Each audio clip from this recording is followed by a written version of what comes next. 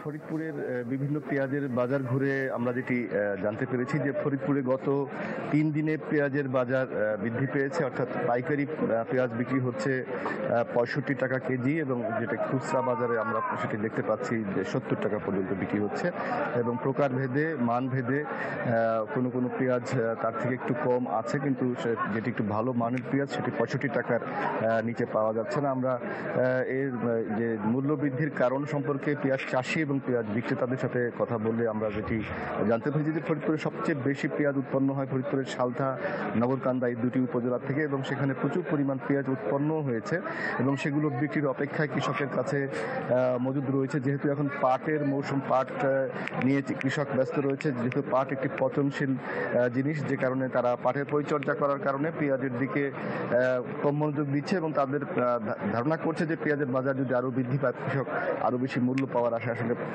তাদের বাড়িতে এবং বিভিন্ন স্থানীয় ক্রেতারা সেটি কিছুটা মজুত করেছেন। আর পাশাপাশি ফরিদপুর বাজারে আমরা যেটি ঘুরে দেখলাম যে এখানে কিন্তু পেঁয়াজের এই ভরা মৌসুমে যেরকম আমদানি হওয়ার কথা বাজারে সেই পরিমাণ পেঁয়াজ নেই।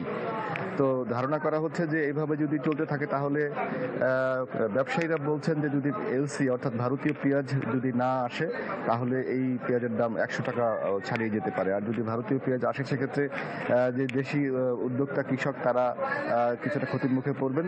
সব মিলিয়ে আমরা যেটি জানতে পারছি যে পেঁয়াজ গত 1 মাসে পেঁয়াজ ধারাবাহিকভাবে 50-55 টাকা করে কেজি ছিল, যেটি আসলে ক্রেতার স্বস্তি ছিল এবং তারা কিনতে পেরেছে, কিন্তু 65 টাকা 70 টাকা কেজি হলে সেটি ক্রেতাদের জন্য অসুবিধা। তারা জানাচ্ছেন যে বাজারে যাতে এই কৃষি পণ্যের অর্থাৎ পেঁয়াজের বেশি করে আমদানির ব্যবস্থা করা হয়, বিশেষ করে স্থানীয় হাট বাজার থেকে কৃষকদের কাছ থেকে এই বেশি পরিমাণ কিনে যাতে মানে বড় বড় বাজারগুলোতে বিক্রি করার উদ্যোগ নেওয়া হয় সরকার থেকে। মজুদদের বিরুদ্ধে তারা ব্যবস্থা নেওয়ার দাবি জানিয়েছেন।